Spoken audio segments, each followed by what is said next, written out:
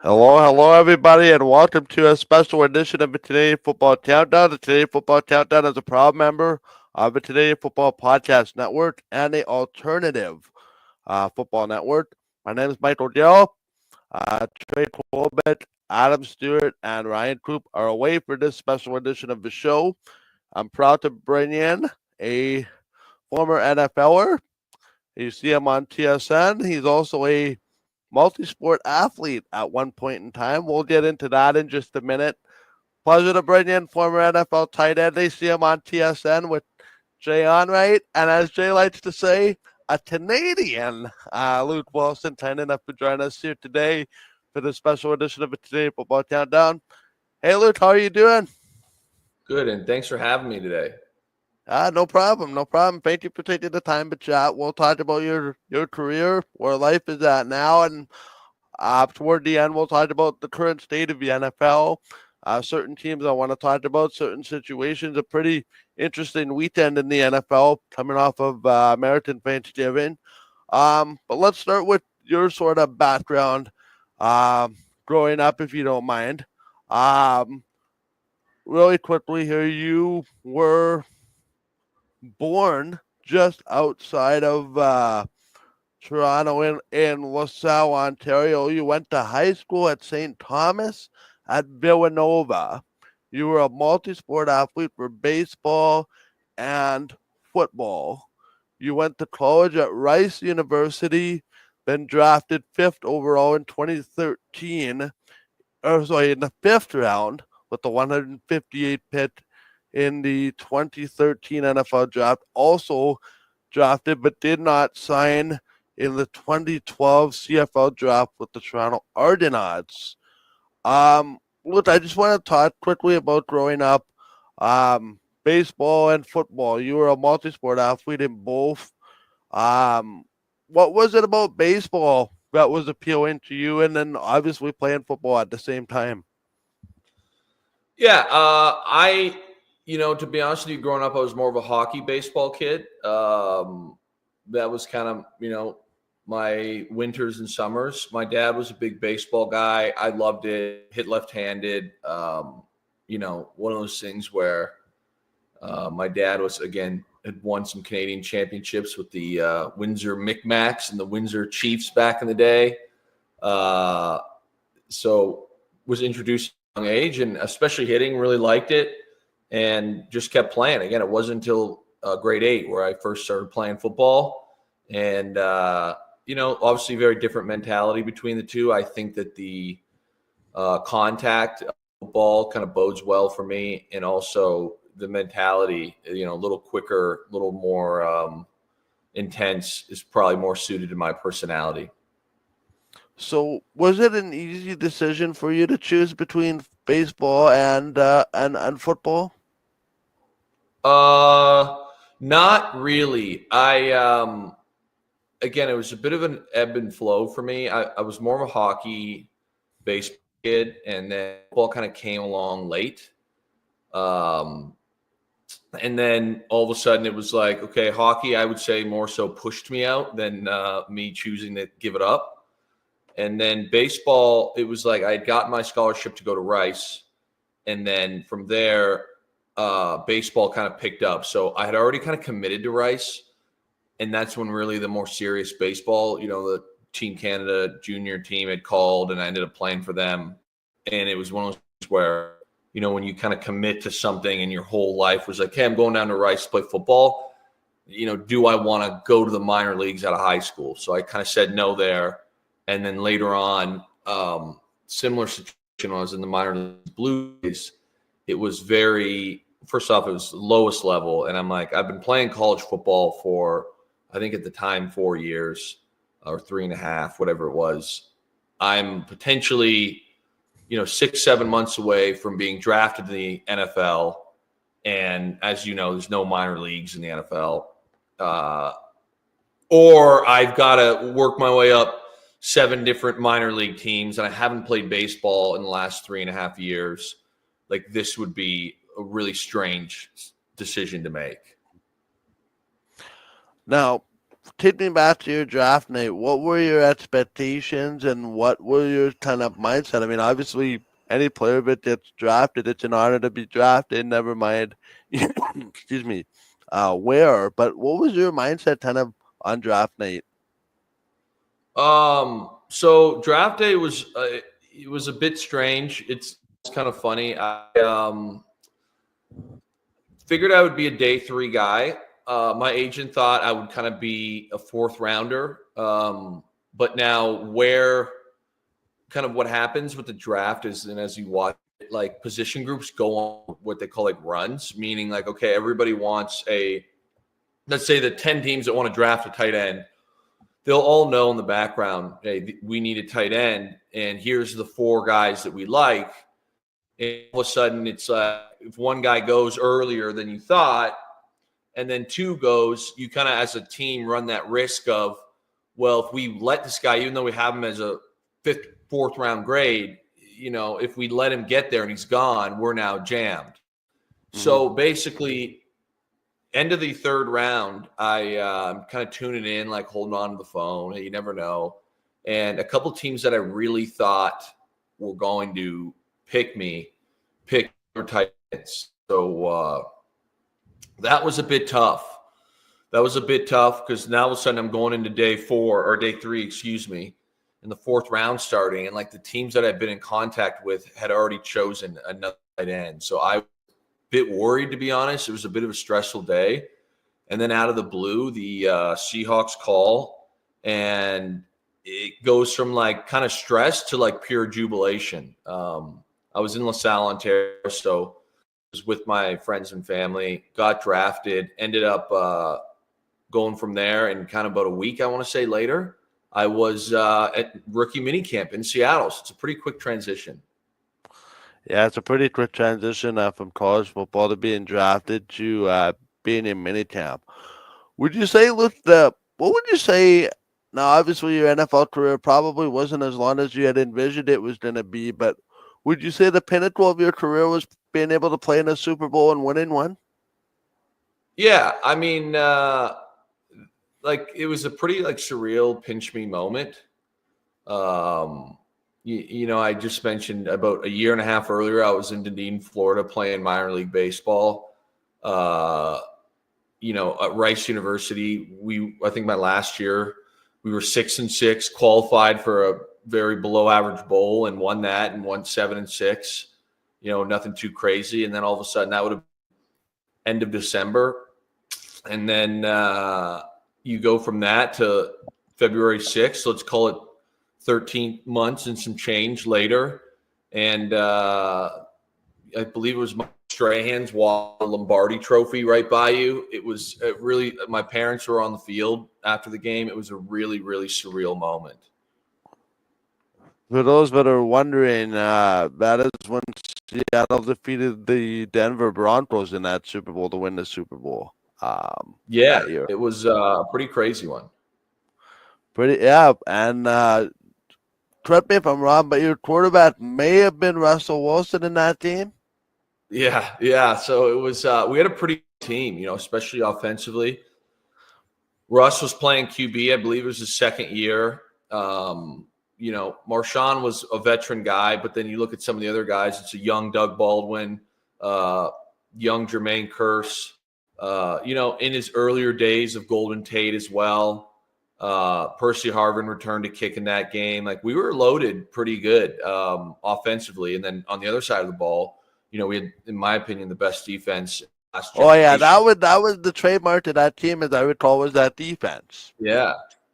So you had the Legion of Boom, and it was pretty cool, like to go up against Peyton Manning.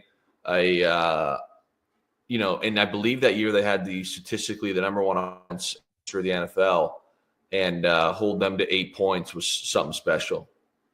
For sure. We'll talk about the NFL today as you see it from me. I don't sure, but just a couple more before we get there. Is there something that you would tell an inspiring younger football player that says, "Hey, I want to be like, Luke," where it's like, you win a Super Bowl, you're a Canadian. It doesn't happen very often to extremely hard to do. Pardon me, to win a Super Bowl with the Canadian. Was there a sense of pride in being Canadian and winning that Super Bowl? For sure. I mean, you said it. I think, and if you talk to the current guys that are playing too, the path is simply not. It's not easy for anyone to the NFL, but coming out of Canada, it's a lot tougher. Mm-hmm. When I got down to Rice, I remember all the guys there at Texas or from Texas would say to me, like, man, if you went to high school down here, you'd be at Oklahoma or you'd be at Texas A&M or whatever. But like, again, I didn't go to high school down there. It's very hard to be seen, and I'm playing 3-down football. In fact, even at tight end, not a position really utilized very often in the Canadian game. So it was like, you sit here and I'm going from a high school where we've got equipment that have, 10, 15, 20 years old. We're all wearing cut up hockey jerseys at practice, scraping together so we can, get onto any field in practice. And you go down to the state of Texas and, a D1 school, but not a very competitive one. It's definitely a different journey. So to kind of be able to come straight from LaSalle, again, you mentioned high school at St. Thomas Villanova, out of there with a scholarship, go to a smaller D1 school, be able to kind of find a way to make it out of there and be drafted and then end up winning a Super Bowl. It does, give it perspective. And you talk about, for the Canadian kids, it's kind of something I've always been proud of because I know there's not a ton of us playing. And it's not easy, but there is a way. And I think you're seeing that more and more now with the draft. I look at this year, you got, Theo Johnson is having a nice year for the Giants. Obviously, the Chase twins and Sydney now coming off the injury. Everyone loves to talk about Chase, but the Brown twins. Chase Brown, who's ripping as a running back. But I think Sydney's going to be a hell of a player in this league, too, at safety. Just kind of got bit by the injury bug there in his rookie year. Josh Palmer and another guy you're going to laugh, but it's unfortunate he's not as well known. But like you look at a guy like Brent Urban, who's been doing it for a decade now, still playing. Last night I'm watching him like in the 4 p.m. window playing for the Ravens against the Eagles, and he's in there quite a bit. So I think it's pretty special to kind of see if you're a Canadian kid. It's a cool to be playing football. For sure. And you know what? You can say you're a Super Bowl champion. Nobody can take that from you at all. Yeah. No matter what. Really quickly, let's talk about your transition into TV. Was something TV and media you were thinking about when you were done playing? Not really, to be honest. So I kind of abruptly retired. And when I was done playing, I was like, hey, this is just kind of figure it out from here. And I had done a few hits with TSN at Super Bowl the years we weren't in it, and I liked it, but it wasn't something I was kind of like seriously considering. And then ended up my first year just doing Wednesday night remote hits with Jay Onright, and from there kind of went to ended up moving into Toronto for other reasons, and then ended up going in the studio, and things kind of took off from there. You look like the natural. Sunday nights, yeah, Thursday it's nights, taken a bit. Monday I'm in year 3 now. Yeah, go ahead. I always enjoy your opinions on the TV, especially. We'll talk about this in a second, but clock management not anybody's best friend this weekend. Certainly cost the coach's job, among other reasons. Quickly, skip your thoughts around the board here on the National Football League. Is there anything that jumps out at you in today's NFL that kind of excites you or disappoints you? Yeah, I think you're definitely seeing a lot more like crazy plays from like an athlete standpoint. The idea even last night, the Monday Nighter game, Amari Cooper makes a one-handed catch and then laterals it to Josh Allen, and then he does a full-blown Superman dive into the end zone. It seems like maybe not to that degree, but it seems like every week there's like crazy highlight plays. I think a couple weeks back, Gerl Wilson made a catch in the end zone that was just insanity. And every week there seems like there is something like that. So I think that's the positive. I think the negative for me is that, you mentioned coaching and clock management. I don't know if you want to blame the new CBA, you want to blame the NCAA rules. I'm not sure, but it seems to me that like the fundamentals of football are suffering a bit. A lot of just like simple things that I think I was kind of in the transitional phase of my career from like the old school way to currently what we're watching. And there's just a lot of things that seem very, very simple to me. I know you said you watch on TSN. I tend to air those grievances that I say we, but like people in the NFL are simply not executing at a high level. Well, you'd think, and again, not to throw anybody under the bus, you'd think at the highest level that the fundamentals would be rather easy to comprehend, because you teach it at a young age, just simple basic things like clock management and timeouts and the use of timeouts. And anyway, not to get too far down the road. Your thoughts on the Detroit Lions? I mean, obviously Dan Campbell's got them playing well. They're coming off a win, maybe walked into one with the clock management at the end, but it really doesn't change to the fact of what Dan Campbell's been able to do the last couple of years in Detroit. And to me, Luke, I don't know about you, but they look like a legit Super Bowl contender most weeks. And Jared Goff has now a resurgence. Maybe even at a even higher level than he was in LA. Your thoughts on the Lions? Yeah, I think they're legit Super Bowl contender, like you said. What's been impressive is they're still finding a way to win despite the amount of injuries they've kind of endured, more so on the defensive side of the football. But this offense is special. I mean, it's like poetry in motion. You've got your two, big backs there, Gibbs and Montgomery. Both of them are tremendous runners. And then you parlay that into the Amon-Ra St. Browns. You mentioned Jared Goff, obviously playing at a very high level.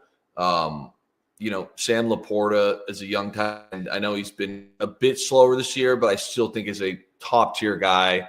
And then even the surrounding cast outside of those three, Patrick's had some big plays. Jameson Williams has really come on this year.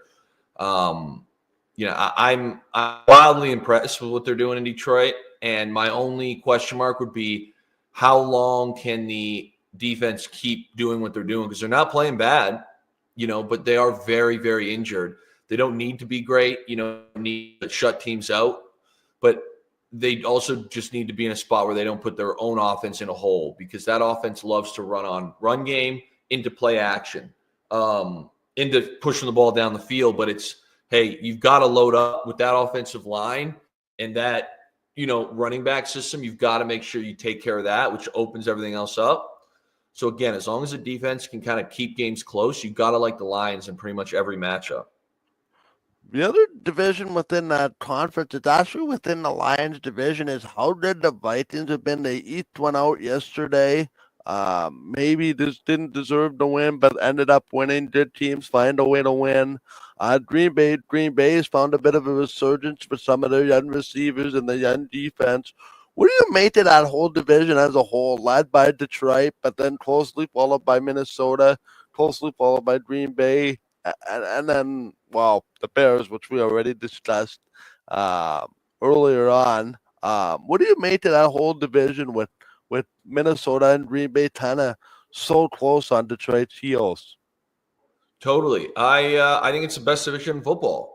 I think everybody coming into the year thought the AFC North would be. AFC North still good, obviously, but I think there's no question that the NFC North is the best division in football. We just talked about the Lions. I like they're legitimate Super Bowl contenders. In the NFC, they're definitely my favorite. But the Vikings are number 2, and number 3 is actually, Philadelphia's in there somewhere, but number 3 to me is probably Green Bay. I look at these teams and how they're built, and I would say in a Cold War game, I probably would give the edge to Green Bay with Josh Jacobs and just the bell cow that he is. Now you could argue, obviously, earlier in the year, Detroit played in Green Bay, got a win there in a colder game. the Packers outgained the Lions by 150 yards in that game. I believe they lost by 10, and Jordan Love threw a pretty bad pick six. So that game, I think, to me, was a little more close than what it's been leading to. That in itself are two very, very, great football teams. Now, what I'll say here, which is kind of the wild card coming into this thing, is, who's going to get the 1 seed? And why I think that's important is if somehow, Green Bay plays Detroit on Thursday, Green Bay wins that game, they're a game back now. And the Lions have a tough schedule. They got the Bills coming up, in the near future. They get the Vikings last game of the year. So if the road to the Super Bowl ends up somehow going through Lambeau, that's a big ordeal to me.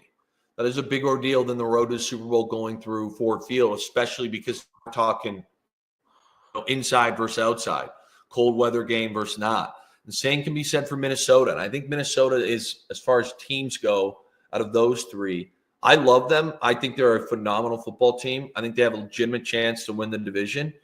But playing outside to me is a huge disadvantage compared to the other two teams. You look at the running back situation, Detroit, Montgomery Gibbs, we talked about it. You look at the situation in Green Bay with Josh Jacobs. Aaron Jones is not a huge thumper. I'm not saying he's a good running back, but he's not in the same, physicality level as those other guys.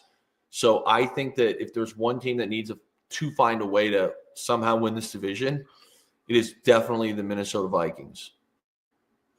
Absolutely, and I think to be able to have home field throughout the playoffs, there's something to be said about having every game in your barn. If you play, you win, you play at home. You play at home all the way up to the Super Bowl. Be remiss if we didn't talk about the AFC. An interesting 2-horse race for the number 1 seed there. Kansas City Chiefs continue to defy odds, winning these 1-score games. And then a team that I had a real surprise on, a lot of question marks coming into the year, but I don't think enough people will talk about it, is the Buffalo Bills. It seems like everybody slept on the Buffalo Bills because they put so much pressure on the Buffalo Bills to have such a good playoff run, but they've kind of actually disappointed in the fact that when they run into Patrick Mahomes and the Chiefs, we know how that's ended up the last couple of years. But this year, I thought the Bills have kind of come in under the radar. Nobody was really talking about them. Man, a lot of changeover. Yet here they are, 1 game back to the Chiefs. They've already beaten the Chiefs. So if the teams end up tied, the road would go through Orchard Park in the AFC. Is this the Chiefs and the Bills?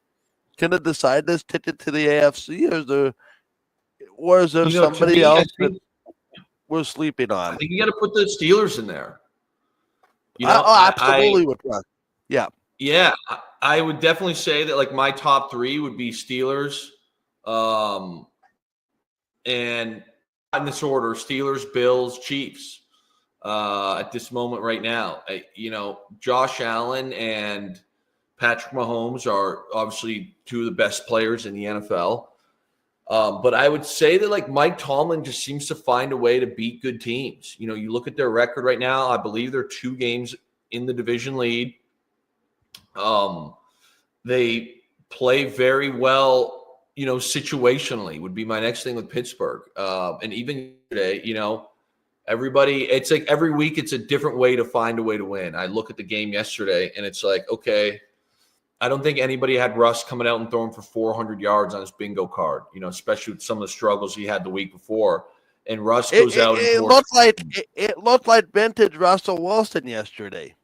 It really did. And I know that guy. There he is in the painting right there behind me. I know that guy very well. Looked like vintage Russ. And you go on their defense. Their defense didn't play well yesterday, I think, from a yardage standpoint. But they did have a defensive score and had a big turnover later. And what I find about this defense is it's they need to hold a team to 10 points. They end up holding to 10 points. They need to find a way to get a turnover in a game that was going to be a shootout. They get a turnover. So, hats off to them as well. I think it's a good unit, especially with TJ Watt around there. So I think they're a very, very complete football team. And I think that for me right now, those are your 1, 2, 3. Really quickly here, just a couple of quick hitters before we let you go. And once again, thank you for your time. Much appreciated. What do you feel is in the NFL? And I don't know if this was the same way the way you played, but um, is there seems to be a real cultural shift toward the NFL really dominating the sports landscape, ratings wise, social media wise. There seems to be a real, I don't know if it was the same when you played, but there seems to be a real, if there's an NFL game on, people will watch it. People flock to the NFL. Was it the same when you played? And what do you attribute that to? It just seems like there's so much momentum going for the league as a whole. Um, Yeah. Yeah, I would say so.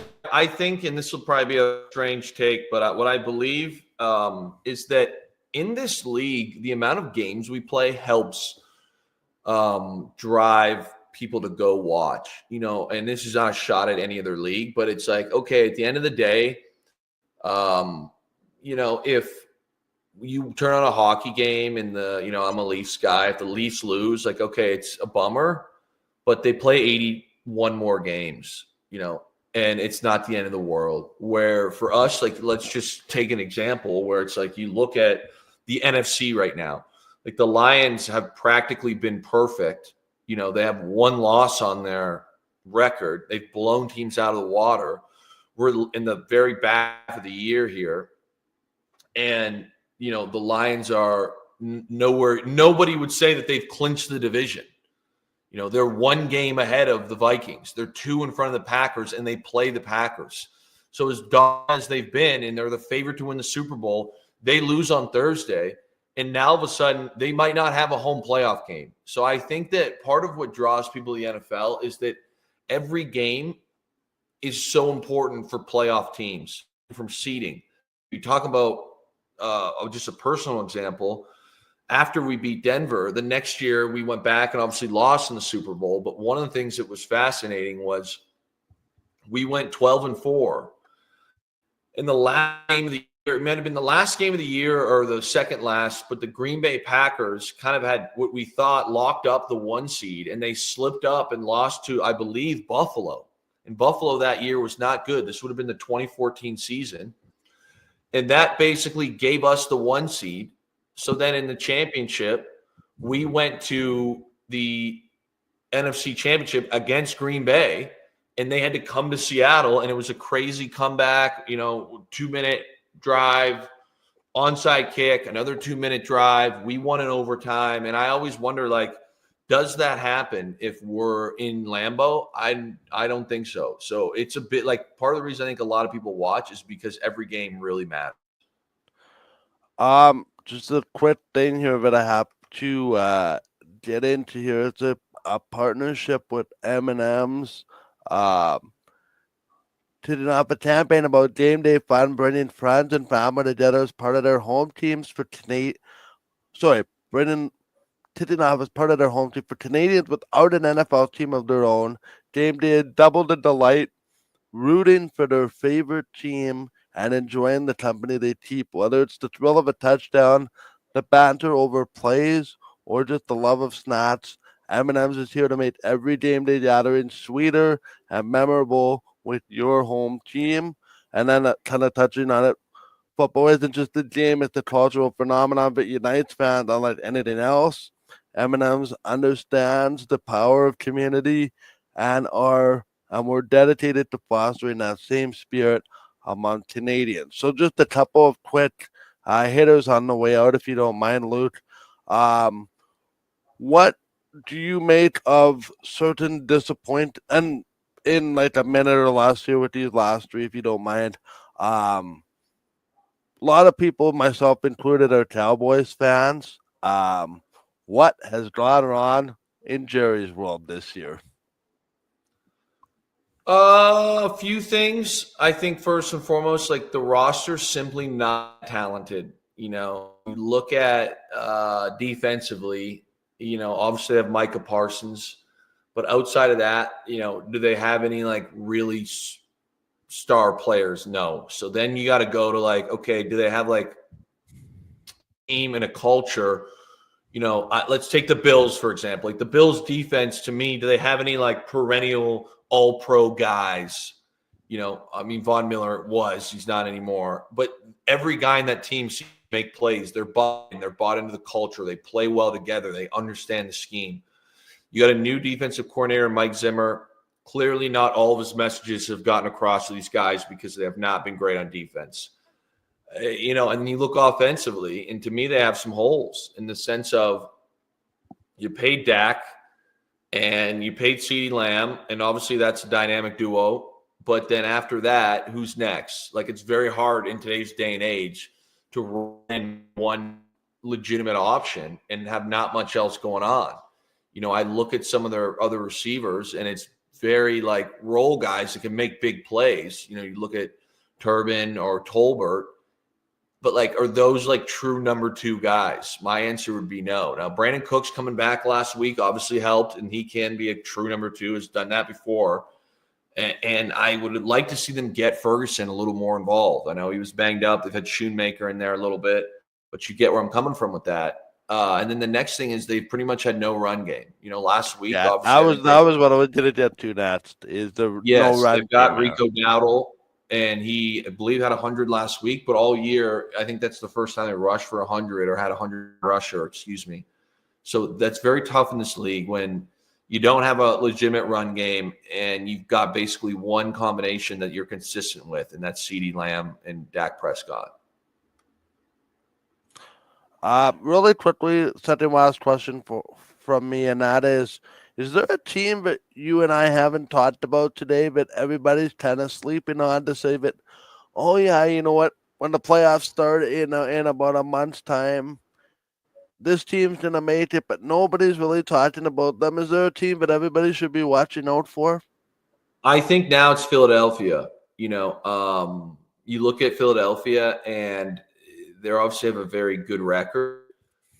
But until last night, you could argue that they hadn't really played anybody legit. Who against in this win streak they're on, who have they beaten? And I now sit here and say, like, the fact that the defense was able to come out, really stymie Baltimore, just, kind of push them around a bit. And then on the flip side, the fact that I believe Saquon rushed for 107 yesterday, the fact that Saquon was able to come out there, score a touchdown, I think he averaged 4.8 against what was the number one ranked defense against the run in the NFL. I think that was an absolute statement. So again, you sit here, they held Derrick Henry, I think, to 4.3 and 86 yards, which against Derrick Henry, you're taking that all day. They kept Lamar in check. The Ravens scored a garbage touchdown, but outside of that, it was not good football from Baltimore offensively. So you got a young defense that really dominated. Offensively, it was good on good. Great run D versus great run game, and clearly Philadelphia won that matchup. That's a statement win. I think this team should be right in the conversation. Last question, I'll get you out of here on this one, and that is just to recap sort of what we've been talking about. Somebody's listening to this interview and they want to go play football, and they're a young football player, and they say, well, I can't get to the NFL because I'm Canadian, there's roadblocks in my way.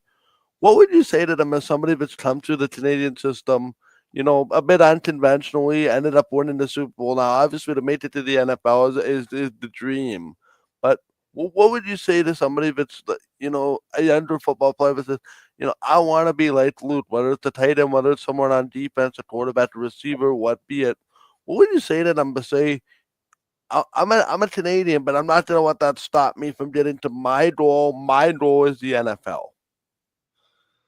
I would say there's a lot I would say, but the first thing I would go to is make sure you love the game of football. And I know it's a bit peculiar to hear, but at the end of the day, it's very, very hard to play this game if you don't love playing it.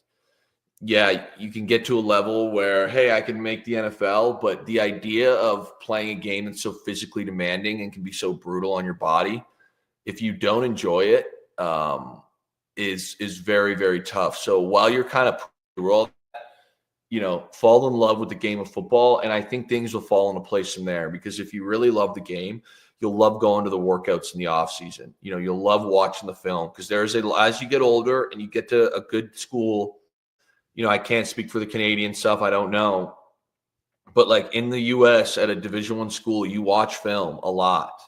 And then you get to the NFL, times that by 25. Like you were watching a ton of football. So, and breaking down everything, the amount of times I heard that my zone step, on the front side was too flat, by 6 inches, it's wild, 8 straight years of being like, it's too flat. Anyway, but my point here, if you love the kind of details of the game, then I think from there you'll find that you're not really like having to grind through all these obstacles. It's more of an opportunity. Well, listen, Luke, this has been a privilege as somebody that has watched your career throughout and watched you on TV now. Such a great pleasure to be able to talk to you for the last 40 minutes. I really appreciate you joining me today on the Canadian Football Countdown, and best of luck with whatever you decide to continue to do in the future. It's been great chatting with you. This has been a special edition of the Today Football Countdown. On behalf of my co-hosts, Ryan Krupp, Trey Colbert, and Adam Stewart, you can find us on social media. Whoops, just trying to find my wrap-up here. You can follow us on Facebook, facebook.com, / the Today Football Countdown, Twitter, at CF Countdown Pod, or on Facebook, facebook.com, / CFC Countdown Pod. Check out this and all the other great shows from around the Canadian Football Podcast Network, as well as CF Pod Network on Twitter and the Alternative Football Network at the official AFN on Twitter or alternativefootballnetwork.com. For everybody involved, Michael Gerl, thank you again, Luke, and we'll see you next time on the Canadian Football Countdown. Thanks so much for watching, everybody.